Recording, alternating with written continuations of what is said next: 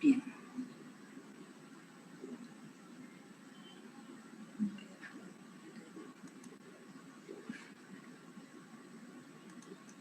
Ok, entonces ustedes ya saben esta clasificación de los helmintos de importancia médica, ¿no? Pertenecen al reino animal, al reino Metazoa, y dentro hay dos filums de importancia médica, el filum Platelmintes y el filum Nematelmintes. Dentro del filum Platelmintes, que son los que hemos hablado y hemos visto todo este rote, están la clase Tremátoda y la clase Céstoda, ¿sí?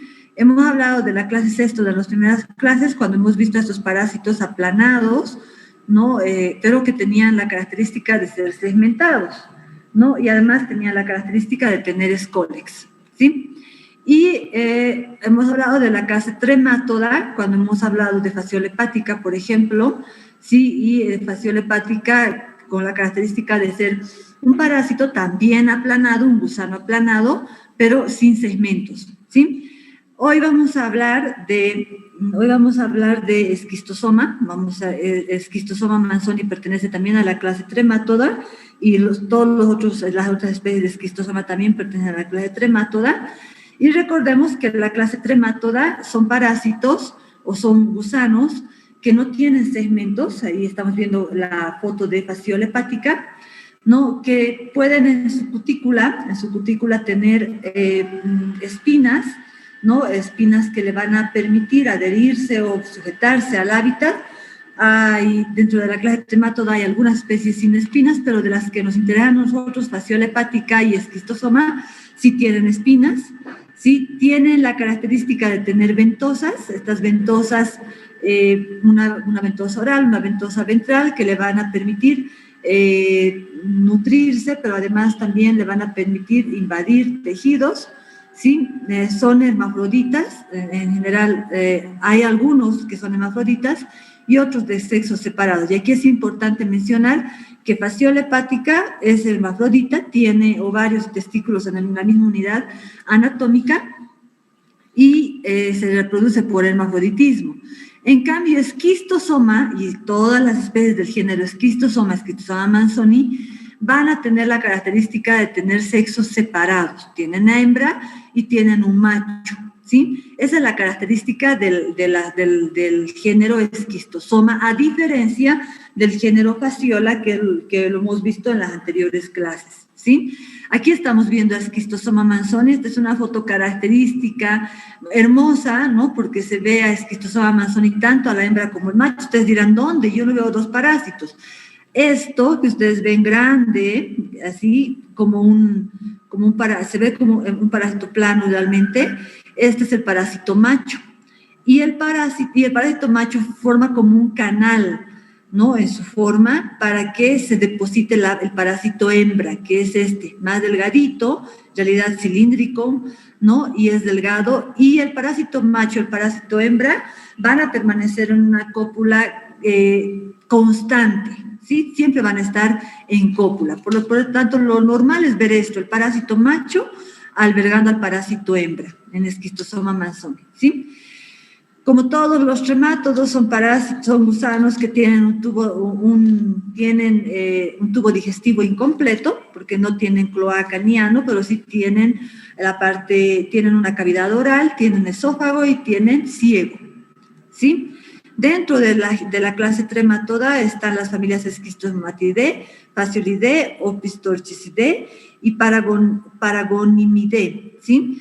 Dentro de estos, las especies de importancia médica están dentro de la familia Esquistosomatidae y Fasciolidae, ¿no? Estos dos son familias que albergan parásitos de importancia animal, ¿sí? Y aquí van a estar los dos de importancia médica. Entonces, también dentro de la clase Tremátoda tienen ciclos biológicos complejos, como ustedes han visto en fasciola hepática, ¿no? Y dentro del ciclo biológico hay varias formas biológicas. Entre esos está el huevo, el miracidio, ¿no? El esporoquiste o redia, el esporoquiste y las redias, ¿no? Y luego las cercarias, también las metacercarias, y los parásitos que pueden ser hermafroditas o pueden ser machos y hembras. Esta Esas son las formas biológicas de los parásitos de la clase Trematode. Vamos a ver ya con especificidad enseguida de los de Schistosoma manzoni, ¿sí? Dentro del género Schistosoma, hay esquistosoma quiere decir cuerpo hendido, ¿no? ¿Y por qué le dan este nombre? Justamente por la característica del cuerpo que tiene el parásito macho. Es hendido, donde en la hendidura va a albergar al parásito hembra, ¿sí? Estas especies, hay varias especies dentro del género Schistosoma, hay muchas especies, no todas parasitan al hombre, ¿sí? Dentro de las que parasitan al hombre están estas, y dentro de estas que parasitan al hombre, la más importante es Schistosoma manzoni, ¿sí? Luego de Schistosoma manzoni están Schistosoma hematobium, Schistosoma japonicum, Schistosoma intercalatum, que pueden ser importantes en el hombre. Menos importantes estas, ¿sí? Es importante mencionar que Schistosoma manzoni es un parásito que puede afectar al hombre, pero también afecta a varias otras especies de animales. Y de hecho, la clasificación de otras especies de Schistosoma bovis, Schistosoma intercalatum, han sido una derivación de lo que antes era una sola especie de Schistosoma manzoni, ¿sí? Pero puede parasitar no solo al hombre, ¿no? Parasita perros, gatos, roedores, animales del ganado, como por ejemplo el ganado bovino, ¿sí? Entonces tiene baja especificidad de especie respecto a su hospedador definitivo, ¿sí? No, nosotros lo hablamos porque son parásitos que pueden afectar al hombre, ¿sí?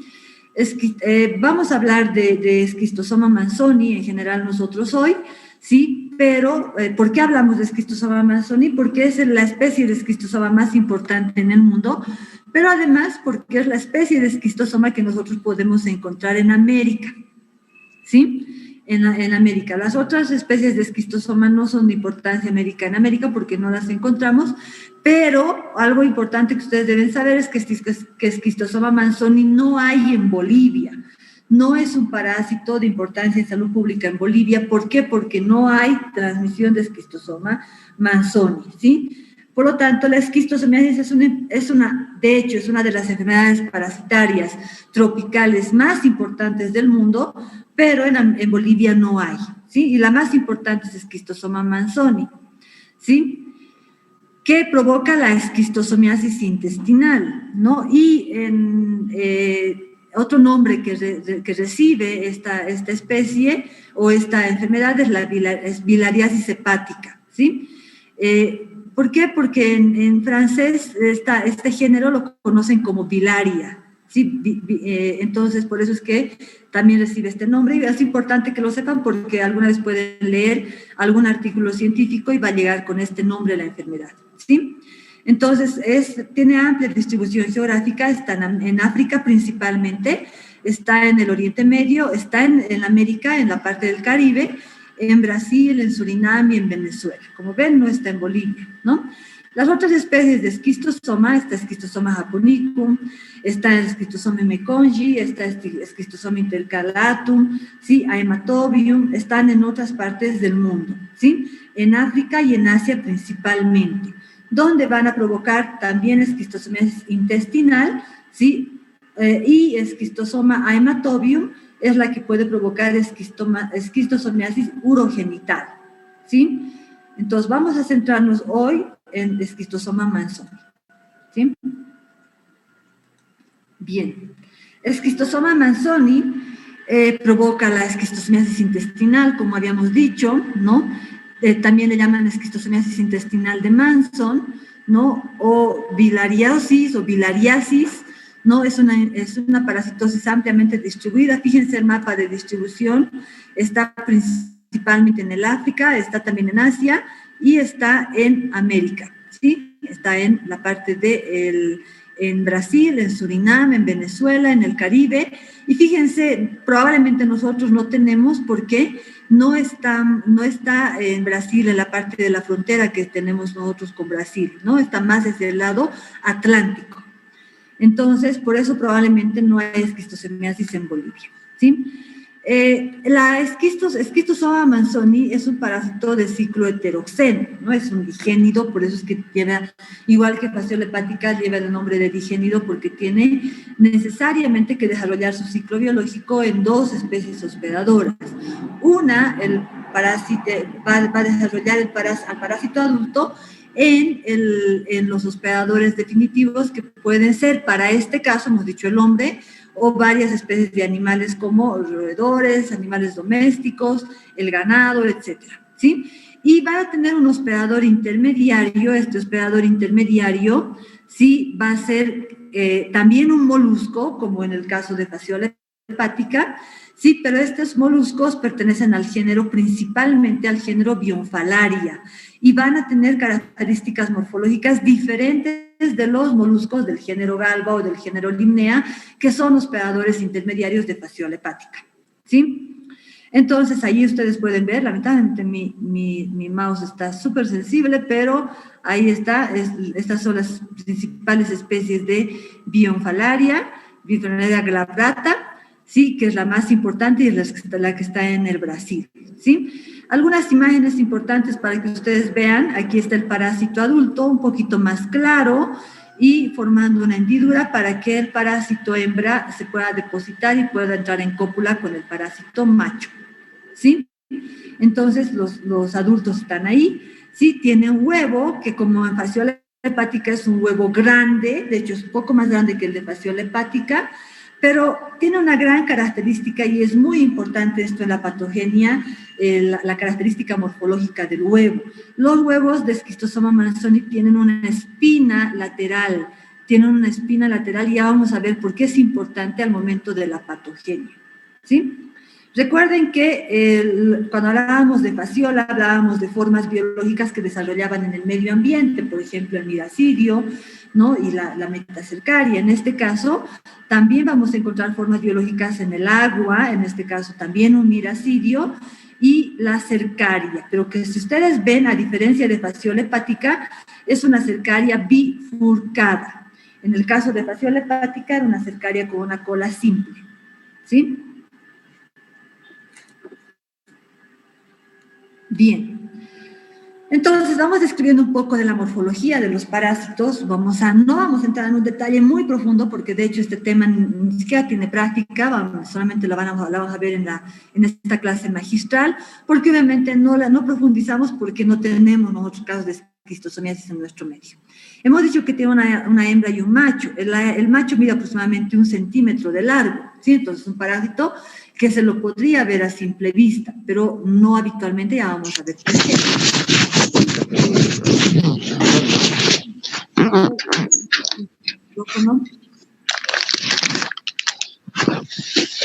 Josemir, por favor, su micrófono.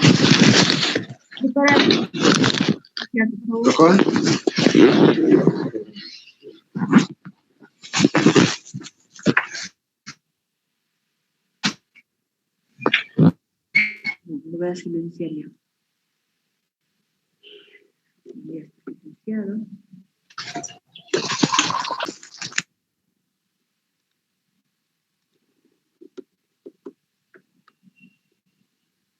Bien, entonces el parásito macho mide aproximadamente 1 centímetro de largo. Es fíjense, ¿no? Esto tiene un tegumento, todo esto que ustedes ven que es este tegumento, que está recubierto por pequeñas espinas, ¿no? Es color blanquecino, ¿no? Tiene la extremidad con las ventosas. Esta es la extremidad anterior, donde están las ventosas, es cilíndrica, ¿no? No es completamente aplanado. Fíjense, esta es la ventosa oral y esta es la ventosa ventral, ¿sí? Entonces, esa parte es cilíndrica, ¿no? El resto del parásito es aplanado. Sí, tiene una extremidad posterior un poco achatada, dorso-ventralmente, está doblada así hacia la parte ventral, ¿no? Y se enrolla formando un canal, y este canal se llama canal ginecóforo, porque es donde se va a depositar la hembra, ¿sí? Esa es la característica del parásito macho.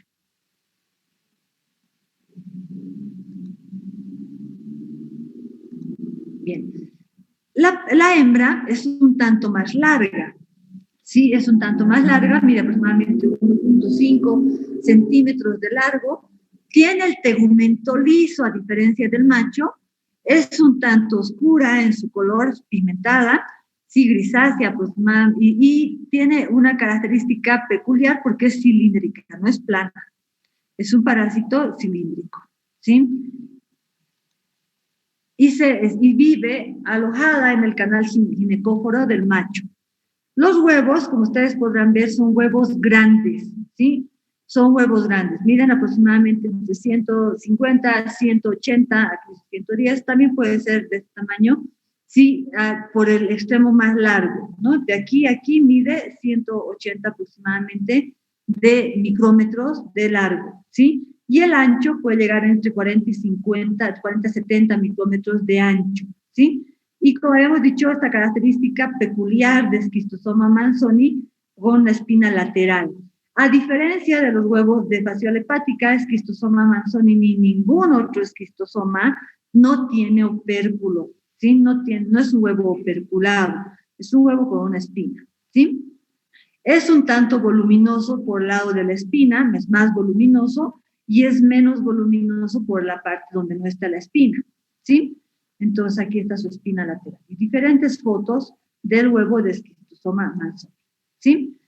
Otros esquistosomas también tienen la espina, pero tienen una característica morfológica diferente.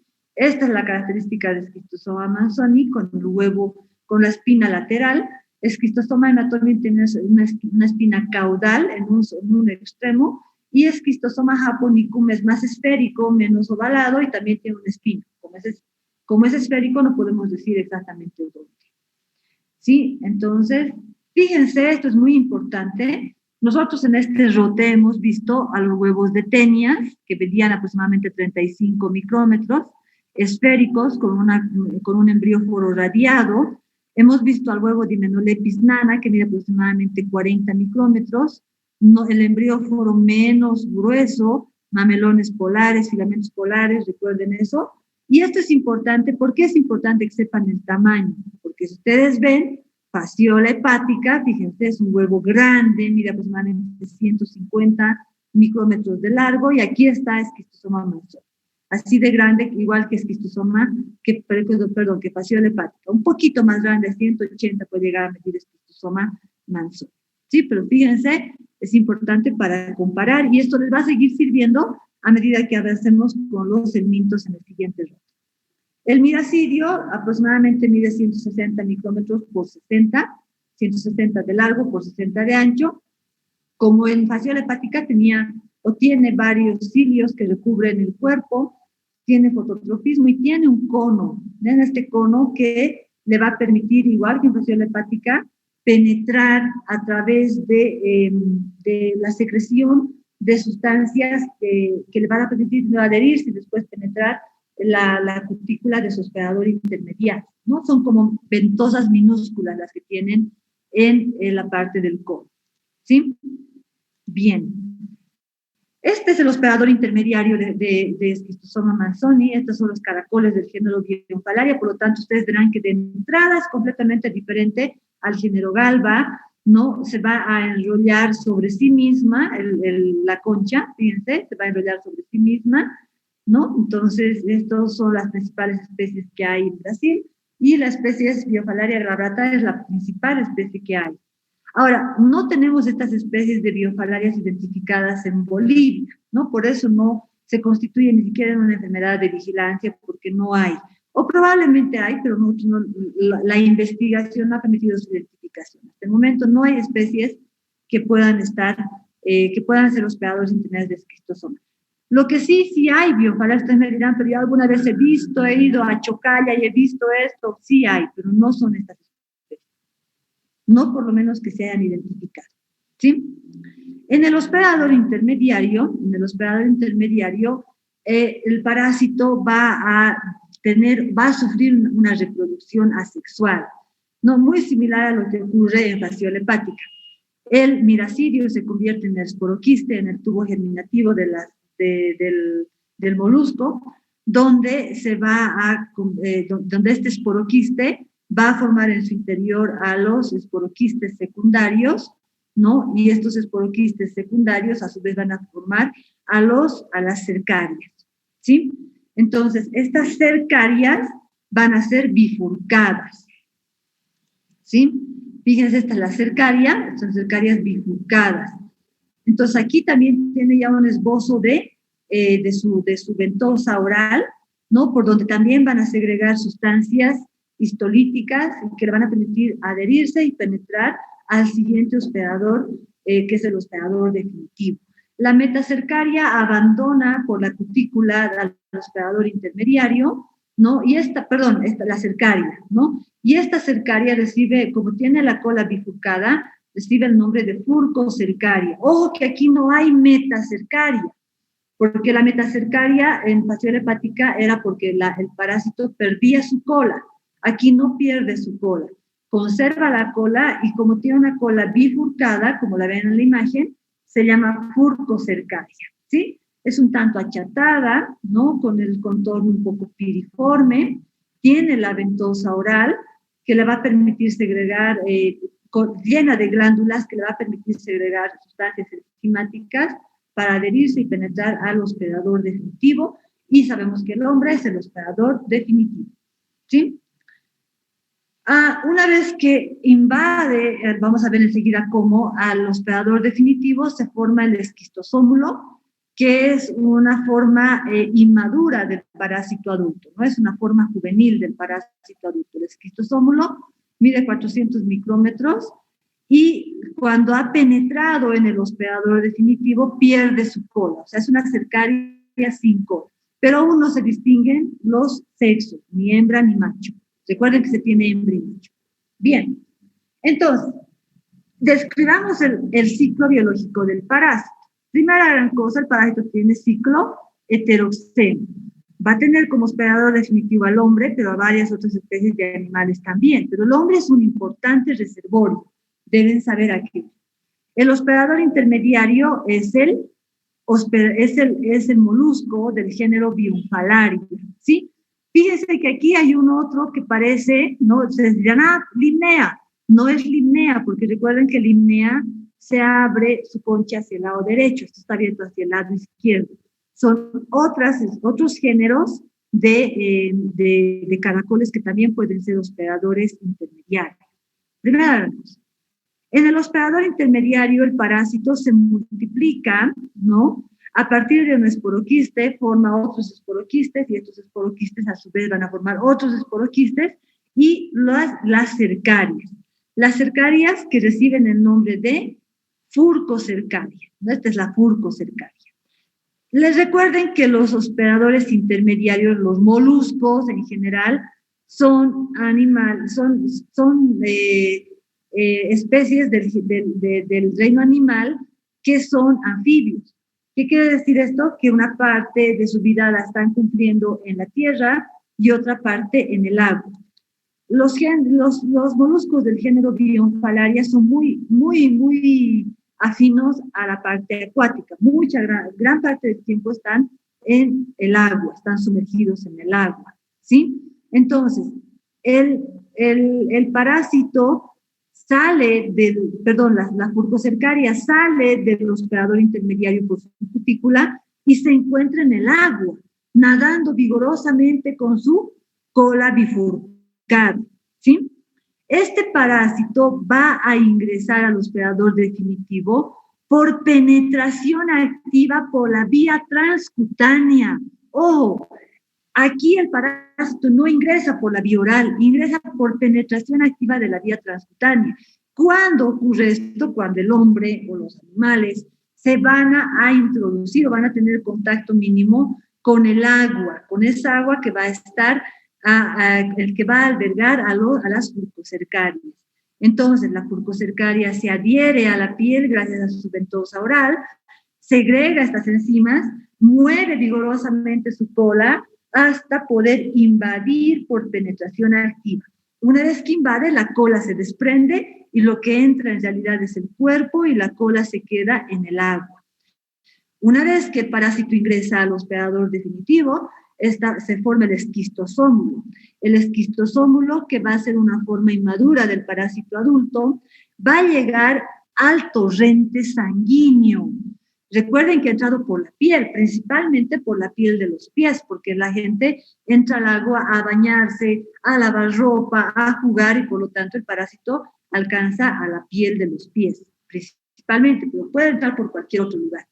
Llega al torrente sanguíneo del esquistosómulo, y una vez que ha llegado al torrente sanguíneo va a alcanzar la circulación, principalmente la circulación mayor. Hemos dicho que va a ingresar por los pies, entonces alcanza la vena cava, llega hacia el corazón, del corazón va a llegar finalmente a los pulmones, y así hasta llegar a la circulación portal que va a irrigar el hígado, ¿sí? Una vez que llega a la circulación porta, va a formarse el parásito adulto, ¿sí? Va a formarse el parásito. Tengo mala señal, es un poco lento, lo voy a apagar mi cámara para que no me enlentezca más, ¿sí? Bien, entonces, hemos dicho que el parásito adulto se ha formado ¿sí? Se ha formado a nivel de las venas que van a estar irrigando el hígado, ¿sí? Y se van a partir de la circulación del sistema porta, de la circulación porta, donde se van a convertir en adultos, se van a aparear, ahí ya se van a aparear los parásitos adultos, la hembra y el macho, y van a migrar hacia las vénulas mesentéricas, ¿no? Hacia las vénulas mesentéricas que van a estar a nivel del intestino grueso, ¿sí? A nivel de las vénulas mesentéricas. También pueden llegar hacia las vénulas del plexo vesical, principalmente cuando estamos hablando de esquistosoma hematobio, ¿sí? Entonces, el parásito,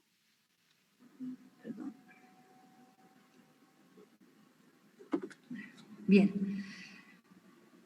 el parásito va a eliminar, en el caso de esquistosoma manzoni, van a eliminar alrededor de 200 a 300 huevos por día y por hembra. Entonces, estos huevos van a pasar, recuerden, el parásito adulto está en las venas, está alojado en las venas de los plexos, en las vénulas mesentéricas, ¿sí? A este nivel van a oviponer, las hembras van a oviponer, pero los huevos tienen que eliminarse a través de las heces. Entonces, los huevos tienen que atravesar la pared para llegar hacia la luz del intestino, ¿sí? En el caso de esquistosoma manzoni ponen de 200 a 300 huevos por día, pero en el caso de esquistosoma japonicum ponen de 1.500 a 3.000 huevos por día. Por eso es que puede ser un poco más agresiva esquistosoma japonicum, porque vamos a ver enseguida que la patogenia está muy relacionada a la presencia del huevo, ¿sí? Entonces, no todos los huevos van a llegar hacia la luz del intestino grueso, pero los que lleguen hacia la luz del intestino grueso van a ser eliminados a través de las heces. Y en el caso de esquistosoma hematobium, que llega hacia la vejiga, va a ser eliminado por la orina, ¿sí? Entonces, una vez que el hombre u otro hospedador definitivo defeque y lo haga en las cercanías de los ríos, de estas aguas dulces, va a favorecer eso, que los huevos lleguen al agua. Los huevos van dentro del huevo, en el lapso aproximadamente de unas horas, van a madurar al miracidio, van a desarrollar al miracidio. Y este miracidio va a abandonar el huevo, ¿sí? Va a abandonar el huevo y tiene que alcanzar rápidamente al hospedador intermediario, ¿no? En el hospedador intermediario, hemos dicho, se van a formar los esporoquistes y las cercarias, ¿no? Y estas va a tardar aproximadamente, dependiendo de la especie y dependiendo de la temperatura y las condiciones medioambientales, entre 1 o 4 meses en desarrollar el parásito en el hospedador intermediario. Pero cuando salen las furcos cercarias al agua, tienen que alcanzar al hospedador definitivo más o menos rápido. Sí, tienen que alcanzar más o menos en unos 30 minutos al hospedador definitivo. ¿Sí? Bien, entonces, entre que entra el parásito por penetración activa a través de la piel y se desarrollan los parásitos adultos y se eliminan huevos a través de las heces, pueden tardar aproximadamente 35 días. Pero eso es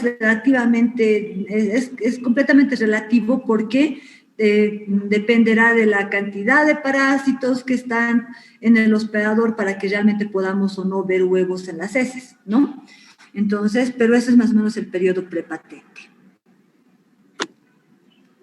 Fíjense, lo que ocurre es que el parásito es eliminado, los huevos son eliminados en las heces, tienen sí o sí que llegar al agua, si no llegan al agua el ciclo biológico, el parásito va a morir, se va a secar y va a morir el huevo, libera el miracidio, que es el embrión ciliado invade por penetración activa al molusco por el pie, ¿sí? Y desarrolla finalmente a las furcocercarias, que van a volver por penetración activa también a invadir a otro hospedador, que en este caso el hospedador definitivo, el hombre, que es el principal reservorio de Schistosoma manzoni. Por la sangre van a llegar hacia la circulación porta, donde se van a convertir en hembra y macho, y apareados se van a dirigir hacia los vasos a los vasos mesentéricos, donde van a oviponer. ¿Cuál es el problema en la esquistosomiasis? Los huevos son grandes y estos huevos tienen que atravesar esa barrera hemática para llegar hacia el intestino, hacia la luz del intestino, ¿no? Entonces, tienen que atravesar la mucosa del intestino. Entonces, no todos los huevos llegan al intestino, perdón por la redundancia, no todos llegan al intestino, a la luz del intestino grueso, ¿sí? Algunos se van a quedar atrapados a nivel de la mucosa. Y atrapados a nivel de la mucosa, ¿por qué? Porque ya les había dicho, esta espina tiene una importante participación en la patogenia, porque el hecho de tener esta espina hace que se queden atrapados, y se quedan atrapados, y esto es como un círculo vicioso. Mientras unos se quedan atrapados, los otros que intentan llegar a la luz del intestino no lo logran, porque hay una rémora de huevos a nivel de la mucosa. ¿Sí? Esa es la principal causa del daño. Los parásitos adultos sí pueden causar daño, segregan sustancias que van a provocar una acción proinflamatoria, tóxica, proinflamatoria a nivel de los vasos, sí, pero el principal daño está causada por esta acción mecánica que causan los huevos al atraparse en la mucosa del intestino, ¿sí? Entonces, fíjense, van a llegar desde aquí, los parásitos apareados van a ir a localizarse más o menos aquí, ¿no? ¿Para qué? Para lograr su supervivencia. Van a oviponer, la hembra va a oviponer aquí para que los huevos salgan hacia el intestino y con el contenido intestinal, con las heces, hacia el medio ambiente. Pero el problema es que el parásito se va a quedar atrapado en su forma de huevo en este lugar. ¿Sí? Entonces, hablemos un poco de la esquistosomiasis. Entonces, el parásito adulto, la hembra enrollada, alojada en el canal gimnecóforo, y esta es la forma más severa de esquistosomiasis que provoca hepatomegalia principalmente, pero puede haber también esplenomegalia, y vamos a explicar brevemente ahora por qué. No vamos a entrar en el detalle profundo, es un tema amplio, pero vamos a tratar de explicar lo más importante. Entonces, los gusanos, ¿cómo se origina el daño en la esquistosomiasis? Los gusanos adultos apareados en el sistema porta, dentro de las ramas terminales de la vena mesentérica inferior, van a vivir ahí durante aproximadamente 5 a 6 años. O sea, ahí van a permanecer durante ese tiempo, ¿sí? Entonces, en un lapso de 35 a 40 días aproximadamente después de que ha ocurrido la infección, se van a eliminar huevos. Y hemos dicho, van a eliminar entre 200, 300, aquí dice 300 a 400 huevos que se van a quedar, que van a estar inicialmente en la submucosa, ¿sí? Porque ahí están los vasos sanguíneos. Recuerden que ahí están los vasos sanguíneos, ¿sí? Entonces, el 30 al 50% de los huevos alcanzan la luz del intestino. El resto se quedan presos en la pared intestinal y siguen la corriente sanguínea. O sea, ustedes dirán, pero tanto tiempo y tantos huevos, entonces ¿se quedan realmente ahí? No, se pueden mover y pueden ir hacia la circulación porta intrahepática, donde además también van a provocar daño, ¿sí? Entonces, la migración de los huevos hacia la luz intestinal va a provocar ya el hecho de atravesar el huevo de la submucosa hacia la luz intestinal, en la mucosa va a provocar un proceso inflamatorio, ¿sí? La otra cosa es que va a provocar un adelgazamiento de los vasos donde se encuentran los parásitos adultos. Va a haber una secreción de sustancias o enzimas proteolíticas, porque, ojo, el huevo va a salir de la hembra recubierta con una sustancia proteolítica que le va a permitir, obviamente, invadir, atravesar la submucosa, llegar a la mucosa y obviamente a la luz del intestino. Por lo tanto, esas enzimas proteolíticas generan una acción tóxica y generan una acción proinflamatoria a nivel de los vasos inicialmente y después a nivel de la pared del intestino, ¿sí? Hay por lo tanto, una presión de los huevos a nivel de la pared intestinal. Bien. Esto es lo que va a provocar una respuesta inflamatoria. El organismo va a detectar estas sustancias proteolíticas, estas sustancias tóxicas, va a haber una acción proinflamatoria y, por lo tanto, la misma presencia no solamente del parásito adulto, sino también de los huevos atrapados aquí van a provocar una respuesta inflamatoria granulomatosa. Entonces, esta respuesta inflamatoria granulomatosa va a ser una de las principales causas de lo que de los síntomas que va a provocar este parásito, ¿sí? Entonces, van a haber granulomas, van a haber endoflebitis, quiere decir que las venas van a estar inflamadas, ¿no? Esta inflamación del sistema de los vasos, ¿no? De la circulación porta, van a provocar una fibrosis periportal, ¿no? Y esto es porque, ¿no? Los vasos se van a engrosar, ¿no? se van a volver gruesos y estos vasos que están irrigando a nivel del hígado van a obviamente tener menor funcionalidad, va a haber menor irrigación a nivel del hígado y recuerden que el hígado es una máquina, es una glándula importante del organismo donde se producen las proteínas para todas las células y obviamente para sobrevivir, ¿sí? Entonces, hay una obstrucción. Recuerden que los huevos no se van a quedar solamente a nivel de la pared del intestino, sino van a ir retrocediendo, si vale el término, hacia las ramas de la vena porta, las ramas intrahepáticas de la vena porta, y esta obstrucción, ¿no? A este nivel es lo que va a provocar una hipertensión portal, ¿sí? No vamos a entrar en el detalle. Cuando ustedes vean justamente en unos años más van a entrar a la parte clínica, van a entrar a ver la parte de gastroenterología, van a saber qué es la hipertensión portal, probablemente van a hablar un poco de esquistosoma, no lo sé exactamente, porque como no es parásito de importancia médica en Bolivia, tal vez no lo tocan, pero van a hablar de hipertensión portal y van a ver que ahí lo que ocurre es que hay hepatomegalia, quiere decir que el hígado aumenta de tamaño, esplenomegalia, quiere decir que el vaso aumenta de tamaño y a este conjunto le damos hepatoesplenomegalia. Pueden haber varices, un engrosamiento de las venas, que incluso se puede ver a simple vista en las personas que tienen una infección severa a nivel del abdomen, ¿sí? Y la ascitis, que es la retención de líquido a nivel de la cavidad abdominal. ¿Sí? En la fase aguda, recuerden que los parásitos se ingresan por penetración activa ni por la vía transcutánea. Por lo tanto, es posible ver esta dermatitis, que es una dermatitis de contacto, que es una reacción urticariosa en la zona por donde han penetrado las cercarias. Entonces, es una reacción local a nivel de la piel, es por una respuesta inmunoalergénica ante la presencia de las furcocercarias que han atravesado la piel. ¿Esto puede ocurrir? Sí. ¿En quiénes? En las personas que viven en las zonas endémicas y que constantemente están teniendo contacto con las furcocercarias cuando entran al agua, ¿sí? Esta forma, en la fase aguda, se llama fiebre de Catamaia, es una de las formas, digamos, una forma severa, muy severa, pero rara, de la esquistosomiasis.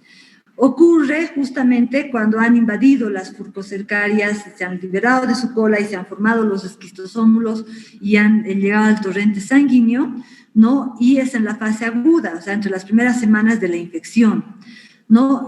como dice aquí, coincide con la maduración del parásito y es antes o al inicio de la oviposición. Entonces, aquí hay fiebre importante por la migración del esquistosómolo por el torrente sanguíneo.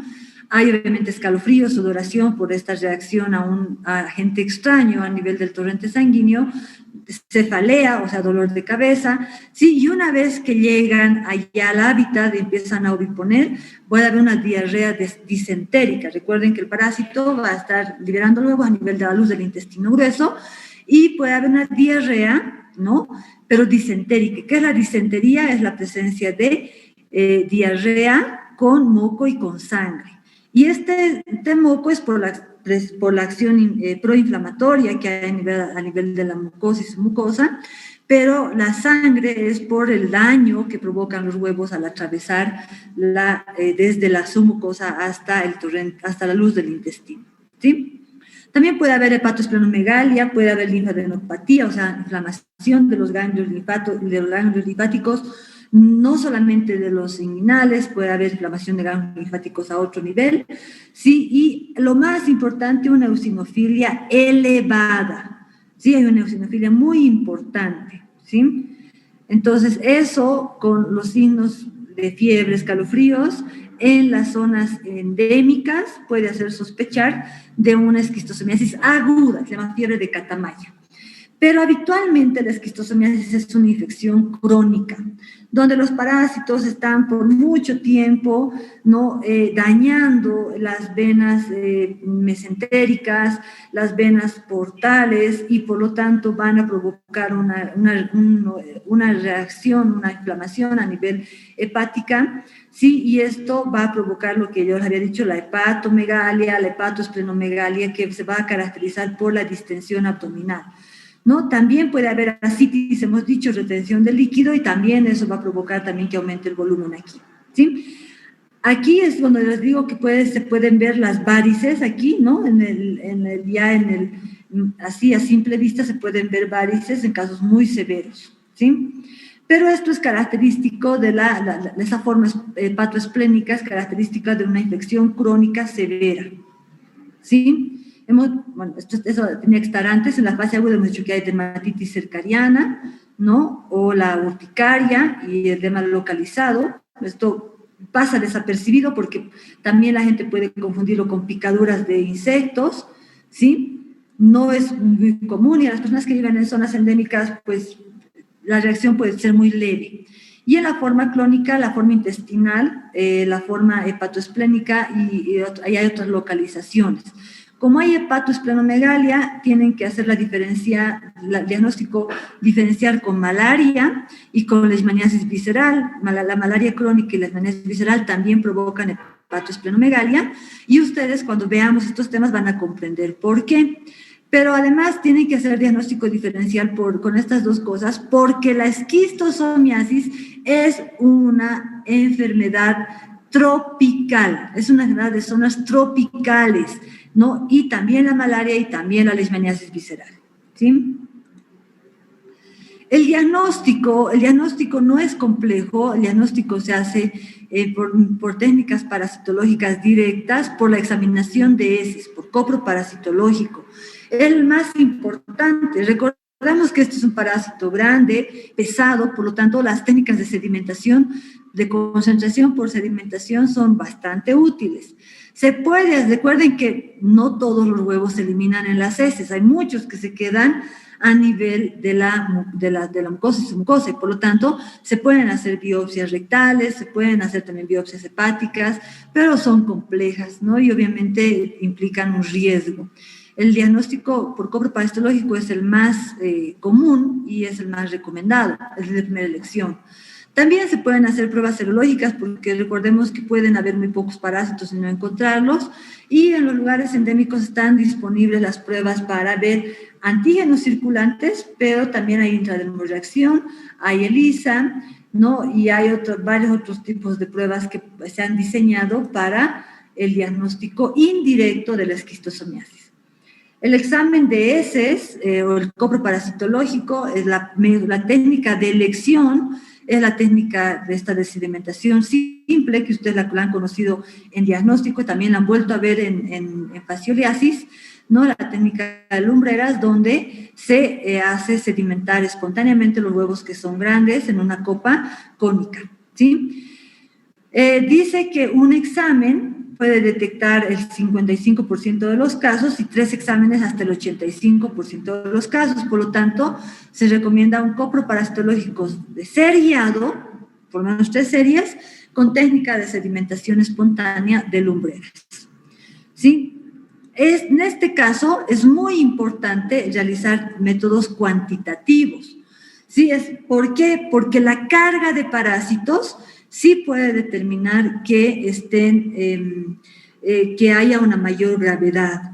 ¿Sí? Entonces, aquí se hace la técnica de Kato-Katz, ¿no? O también la técnica de Kato modificada por Katz, ¿sí? Donde se utiliza un molde o templete que nos va a permitir estandarizar la cantidad de muestra que voy a poner, y este frotis grueso que voy a obtener por la técnica de Kato o Kato-Katz, en este caso Kato-Katz, que yo utilizo un molde, me va a permitir estimar la cantidad de parásitos que hay, la carga parasitaria en realidad que hay, y además estimar la severidad, ¿sí? La técnica de Kato-Katz puede salir positiva en un 85%, es muy buena porque los parásitos son grandes, se ven muy bien, sí, y se utiliza bastante en las zonas tropicales. Sin embargo, tiene la desventaja de que, bueno, el kit es difícil de conseguir, ¿no? Entonces, las zonas muy empobrecidas no tienen esta técnica para realizarla.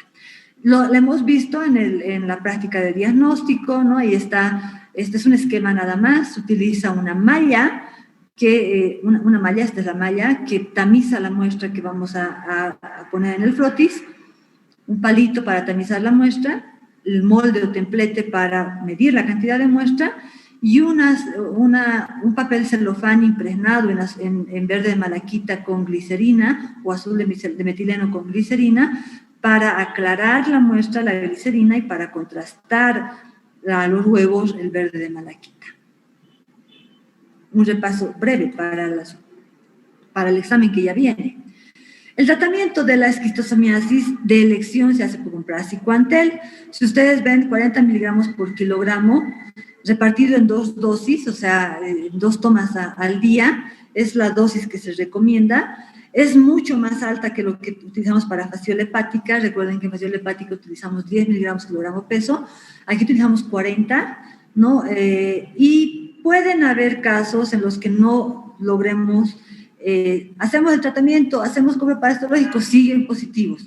Volvemos a tratar, hacemos coproparasitológico, siguen positivos. Entonces, aquí se puede utilizar otros medicamentos, se ha aprobado la nitazoxanida, y en los últimos años los derivados de la artemisinina, ¿no? El artemet, el artesunato, que han funcionado bien, que son medicamentos que se tienen en las zonas tropicales porque se utilizan para el tratamiento de la malaria, ¿sí? ¿Cómo se infecta la gente? Porque entra a estos ríos, a estos lugares donde son de agua dulce, ¿sí? Y están infestados de caracoles. Aquí en los bordes están los caracoles, y lógicamente sabemos que las furcocercarias se desarrollan ampliamente en el caracol, por lo tanto salen miles de furcocercarias de los caracoles, y estos nadan al agua, ¿no? Entonces la gente, cuando entra al agua para lavar la ropa, para trabajar, porque recordemos que pueden entrar a sacar mineral, pueden entrar a sacar otro tipo de cosas, incluso arena, ¿no? de los ríos, a lavar la ropa, las mujeres y los niños, y también las personas adultas, a bañarse, a jugar, ¿verdad? Entonces, estas actividades de rutina, lúdicas, van a favorecer la transmisión. Ahora, ¿qué hacemos? Es la pregunta, ¿qué hacemos? Porque no le puedes prohibir a la gente que lave su ropa si no tienen agua en su casa, tienen que ir al río a lavar. No le puedes prohibir a los niños que se vayan a bañar al río porque son zonas tropicales, donde los niños todo el tiempo están en el agua. ¿no? Entonces, en estos casos, sí, la desparasitación masiva ha sido una estrategia muy importante para controlar la esquistosomiasis en varios lugares del mundo. Y la desparasitación masiva orientada a quienes, al hombre, porque es el principal reservorio. A pesar de que pueden haber otros animales infectados, el principal reservorio es el hombre y el que contamina estas aguas es el hombre a través del fecalismo. ¿Sí? Entonces, un resumen breve: la esquistosomiasis es una enfermedad parasitaria crónica principalmente. Hay algunos cuadros agudos, pero que son raros, ¿sí? Causada por estos tremátodos, ¿no? Hay varias especies de esquistosoma que pueden causar esquistosomiasis y la más importante es esquistosoma manzoni, es la única que está en América. Más de 230 millones de personas necesitan tratamiento contra la esquistosomiasis cada año. Esto es para los casos, ni siquiera es para la desparasitación, es para tratar casos, ¿sí? En los últimos años ha aumentado el tratamiento. El año 2006 se trató a 12.4 millones, el año 2010 a 33.5 millones y seguramente en la última década se ha aumentado el tratamiento con praziquantel. ¿Sí? ¿Esto para qué? Reducimos la infección en el humano, reducimos las fuentes de contaminación, los reservorios de la esquistosoma van reduciendo y obviamente reducimos la transmisión. ¿Sí? Dice, corren el riesgo de contraer la infección las personas que realizan actividades agrícolas, domésticas o recreativas que se exponen a estas aguas infestadas. Sí, la falta de higiene y las actividades lúdicas hacen que los niños sean principalmente vulnerables a la infección, ¿no? O sea, ellos van a meterse más frecuentemente al río. Y también la falta de agua potable y el saneamiento básico favorece a la transmisión. Por lo tanto, si dotáramos de agua potable, la gente tendría menos necesidad de ir al río.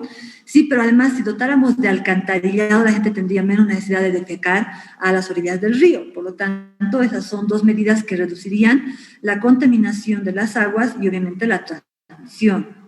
El control de la esquistosomiasis se centra en reducir los casos de la enfermedad mediante el tratamiento periódico, focalizado, con praziquantel y en algunos lugares la desparasitación masiva.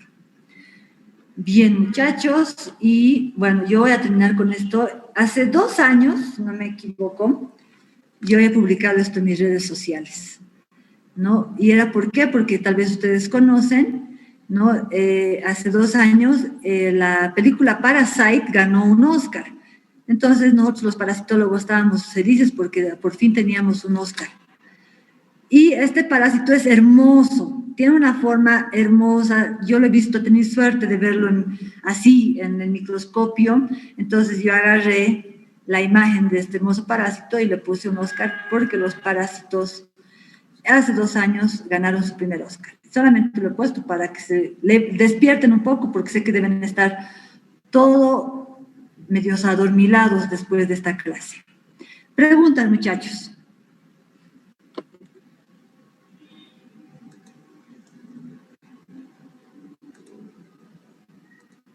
Si quieren pueden prender su micrófono para preguntar, o si quieren pueden escribir la pregunta en el chat si les parece más cómodo. Dice, ¿cuál es el hábitat del parásito en su hospedador definitivo? Son las venas, ¿sí? de los plexos del intestino grueso, ¿sí? Las venas mesentéricas. Pero van a migrar ya desde las venas del hígado, van a emigrar ya en forma adulta hacia las venas mesentéricas, donde van a habitar por unos años.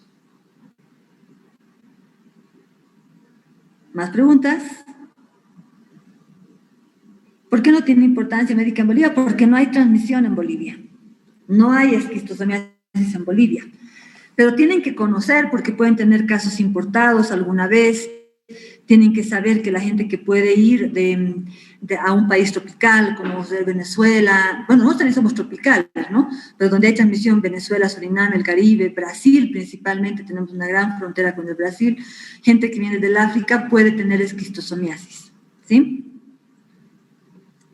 Dice, ¿una persona se puede reinfectar con la esquistosoma después de haber pasado por un tratamiento? Una persona normalmente se reinfectan. Esto es una parasitosis muy frecuente porque la gente entra al agua, vuelve al agua, vuelve al agua y se reinfecta. Pero ojo, tienen que volver a tener contacto con el agua contaminada con furcocercarias.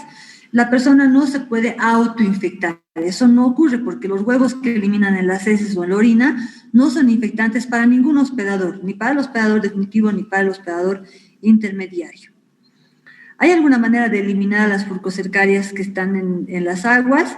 Los controladores biológicos, ¿no? O sea, controladores biológicos, algunas larvas de insectos son controladores biológicos, pero es muy difícil. Son cosas que existen, pero es difícil de pensar. O sea, sí existen, pero no es factible. ¿Sí? Por eso es que las medidas de control se orientan al hospedador definitivo, al hombre principalmente. ¿Sí? Dice, al migrar los huevos a la luz intestinal, no rompen las paredes arteriales. Claro, ese es el problema, ¿no? Atraviesan las paredes de las venas, no de las arterias, de las venas, y eso es lo que va a provocar una reacción inflamatoria granulomatosa. Se repara ese daño a nivel de la pared con un proceso inflamatorio. Y entonces por eso es que a nivel de las venas, de las vénulas, hay granulomas o pseudogranulomas, también le llaman algunos, y eso es lo que puede provocar problemas intestinales, o hay diarrea, ¿no? Entonces, inicialmente. El problema mayor luego se va a dar en el hígado, porque a medida que se vayan acumulando los huevos a nivel de la pared, menos van a atravesar y estos van a ir a retroceder hacia los vasos hepáticos. Solo para confirmar, el miracidio solo sale del huevo de esquistosoma cuando tiene contacto con el agua, exacto.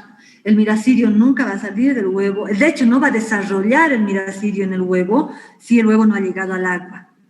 Entonces, incluso podría haber desarrollado en un lugar un poco húmedo, no hay agua, el miracidio puede salir y no va a subsistir si no hay agua, ¿sí? Entonces es indispensable la fase acuática. La hembra, teniendo una forma cilíndrica, sí, sigue siendo platelminto, sí. O sea, solamente es su forma. Sigue perteneciendo a la clase platelminta. Sí, perdón, a la clase tremátura, ¿sí? Sigue siendo platelminta. Esto, yo me imagino, yo no sé, yo solamente deduzco que el hecho de que la hembra haya, con el transcurso de su evolución, haya tomado esta forma, es justamente para permanecer alojada en el canal ginecóforo y no ser eliminada con facilidad. Recordemos que es más delgada, y para no ser eliminada es el macho quien la sujeta, pues no tiene espinas, no tiene nada, entonces el macho la sujeta para que permanezca ahí por años. Al mantenerse los huevos en la submucosa, ¿se puede considerar como una autoinfección? No, porque la autoinfección tiene que ocurrir por las mismas formas infectantes por las que ocurre la infección. Aquí la infección ocurre por la furcocercaria, esa es la forma infectante. ¿Sí? Y la furcocercaria solo se desarrolla a partir del hospedador intermediario. ¿La hembra y el macho provienen de diferentes furcocercarias? Sí. Una furcocercaria, ¿no?, invade, da lugar a un esquistosómulo, y este esquistosómulo se va a diferenciar o en hembra o en macho, ¿sí? Ya vienen con una carga genética para diferenciarse en hembra o en macho, pero una furcocercaria, un esquistosómulo, una hembra o un macho.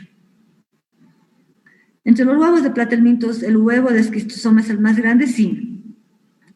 Sí, bueno, depende de la especie, ¿sí? Esquistosoma manzoni y fasciola hepática tienen similar tamaño, pero hay algunas más grandes en esquistosoma. ¿Qué pasa con el parásito adulto cuando se aplica un tratamiento? ¿Se elimina? Ese es el otro problema de los parásitos, del tratamiento, y ese es el problema porque no se puede abordar bien la desparasitación masiva, ¿no? La eliminación, el parásito tiene que desintegrarse, y al desintegrarse tiene que luego ser eliminado por el mismo sistema inmunitario, ¿no? Porque ella no puede atravesar y ser eliminado con las heces. Entonces, Ese es el gran problema por el que la medida de control no se puede aplicar bien, porque eso también puede provocar un problema inflamatorio. Se tiene que desintegrar completamente y es el organismo quien tiene que eliminarlo. No puede salir con las heces, no puede salir con la orina. Se queda atrapado en las venas. Lo mismo cuando muere, ¿no? ¿Cómo se lo podría diferenciar la esquistosomiasis de fascioliasis, ya que ambas se caracterizan por presentar elevada eosinofilia? Son dos cuadros clínicos completamente diferentes, ¿sí? Completamente diferentes. La esquistosomiasis en la fase aguda va a provocar fiebre, va a provocar eosinofilia, sí va a provocar esto, pero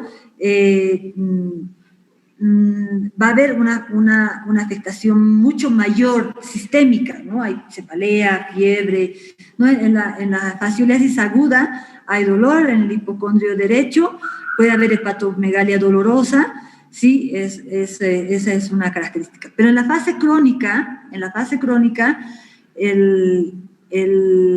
la severidad de esquistosoma es mucho mayor, no provoca hepatoesplenomegalia, provoca diarrea sanguinolenta, ¿sí? Lo que no provoca fascial hepática. Pero la otra cosa es que hay que diferenciar las zonas endémicas, ¿no? Las zonas endémicas normalmente no se sobreponen entre estas dos, ¿sí? Esquistosoma es un parásito de zonas tropicales. Solo produce una reacción proinflamatoria, provoca, aparte de la acción, del mecanismo de acción patógena proinflamatorio, tiene una acción tóxica, tiene una acción histolítica, tiene una acción inmunoalergénica muy importante, la eosinofilia es muy importante en esta parasitosis, tiene una acción traumática porque los huevos van a lesionar la pared al atravesar y al llegar a la luz del intestino con su espina, tiene una acción mecánica obstructiva porque se aglomeran los huevos y van a obstruir el paso de los mismos huevos y esto va a provocar granulomas, o sea, tiene muchas acciones patógenas este parásito. Se debe hacer, y la gran mayoría de estas acciones patógenas está provocada principalmente por el huevo. A diferencia de otras parasitosis que hemos visto ahora, aquí el huevo juega un rol muy importante en la patogenia. Se debe hacer a una persona que irá a este tipo de lugares. No he leído todo. ¿Qué se debe hacer a una persona que irá a este tipo de lugares donde hay el parásito? ¿Usar praziquantel de forma preventiva? No. Normalmente una persona que va a zonas tropicales, lo que normalmente debería hacer un médico si ha ido en los últimos 2 meses a una zona tropical, es hacerle un copro parasitológico. Eso es lo que no, pero no solamente para este parásito, para varios otros parásitos tropicales que están en las heces, ¿sí? Pero no de manera preventiva darle praziquantel, no tiene mucho sentido. ¿Podría repetir cuál es la especie más frecuente de Bionfalaria gravata? Sí, Bionfalaria gravata es la especie más importante en América. Pero dice, que causa la infección, Bionfalaria no causa la infección, la que causa la infección es esquistosoma, ¿sí? El periodo prepatente puede durar aproximadamente unas semanas, no hemos dicho aproximadamente 35, 40 días, ¿no? Pero esto es muy relativo. Esto es muy relativo porque muchos de los casos no van a debutar con una forma asintomática, con una forma aguda. Van a pasar directamente a una fase crónica y la fase aguda la van a pasar asintomática. ¿Sí? ¿Qué medicamentos se usa en la desparasitación masiva? Debería utilizarse praziquantel. Para liberar los huevos, ¿la hembra y el macho se separan? No. La hembra ovipone desde el canal ginecóforo, donde se encuentra viviendo de por vida. Perdón la redundancia, pero es así. El parásito puede sobrevivir en agua salada. Las bionfalarias, que son los hospedadores intermediarios, son de agua dulce. ¿Sí? Son de agua dulce. Entonces, si no hay bionfalarias, no hay parásitos. Los huevos grandes que se quedan atorados, muy buena palabra, en la mucosa, cuando éstas se desprenden de la mucosa, pueden llegar a otros órganos. Cuando se desprenden de la mucosa, hemos dicho que los huevos que no logran atravesar la pared se van a quedar en la pared formando granulomas, pero otros van a retroceder por la circulación hacia el hígado, ¿no? Y por eso es que a nivel del hígado pueden provocar daño a nivel de los vasos, de las paredes de los vasos, y eso es lo que va a provocar ese proceso inflamatorio a nivel hepático y la hipertensión portal. ¿Los huevos de estos parásitos y la fasciola hepática tienen embrióforo? No. El embrióforo es una estructura propia de los céstodos. Podría provocar vasos hepáticos. No entiendo esa pregunta. Dice, una pregunta, doctora, ¿podría provocar vasos hepáticos y qué causaría el hígado? Esa pregunta no se entiende, repítela. Entonces, desencadena una respuesta inmunitaria, ¿verdad? Por supuesto, una importante respuesta inmunitaria, porque tiene una importante acción proinflamatoria. Por eso es que también se puede detectar por diferentes tipos de técnicas indirectas. Es un parásito tisular, recuerden. ¿Sí? Ocasionando un aumento de eosinófilos, como menciona, el aumento de eosinófilos es principalmente por la acción inmunoalergénica. ¿Cómo puedo sospechar de esta parasitosis basada en la información del hemograma, aparte de la eosinofilia? Una leucocitosis a expensas de la eosinofilia. Esas dos cosas, hay leucocitosis porque hay eosinofilia. ¿Hay alguna forma de que los huevos lleguen a centros superiores? Por ejemplo, cerebro, normalmente no se ha descrito eso porque se van a quedar en la circulación portal. Bien, muchachos, he respondido todo lo que han escrito. He tratado de entrar en el horario establecido, porque estoy en la facultad y ahorita me van a votar. ¿Sí? Y hasta Schistosoma manzoni, es el examen de primer rote. ¿Sí? El examen teórico de primer rote es desde generalidades hasta Schistosoma manzoni, todo el contenido. No entra Schistosoma manzoni en el examen práctico, ¿sí? No entra Schistosoma manzoni en el examen práctico. Bien, muchachos, algo nada más que quería recordarles, tengo 107 alumnos acá, me parece poco porque deberíamos tener 400, más de 400, pero bueno.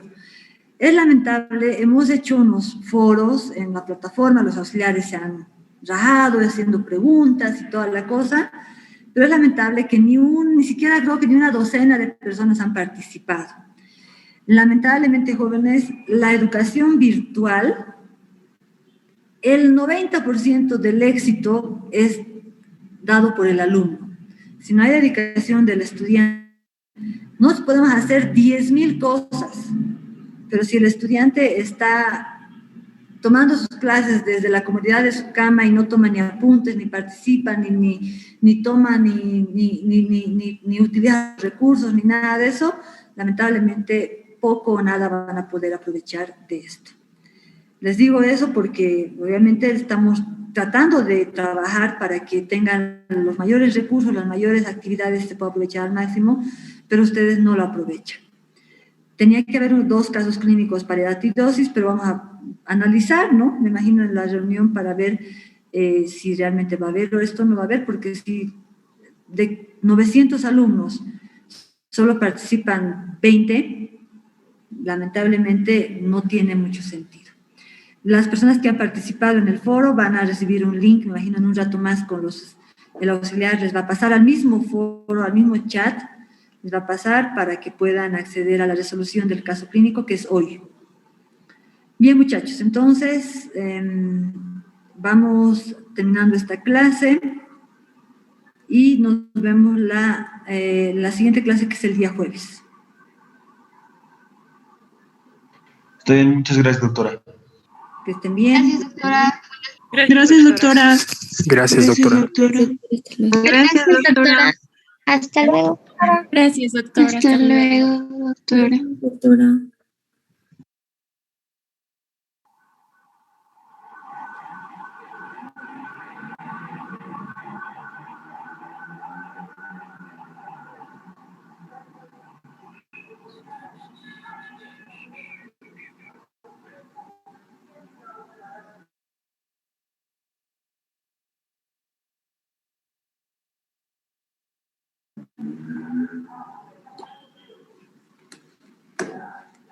Gracias, Mónica. Nos vemos en la siguiente clase.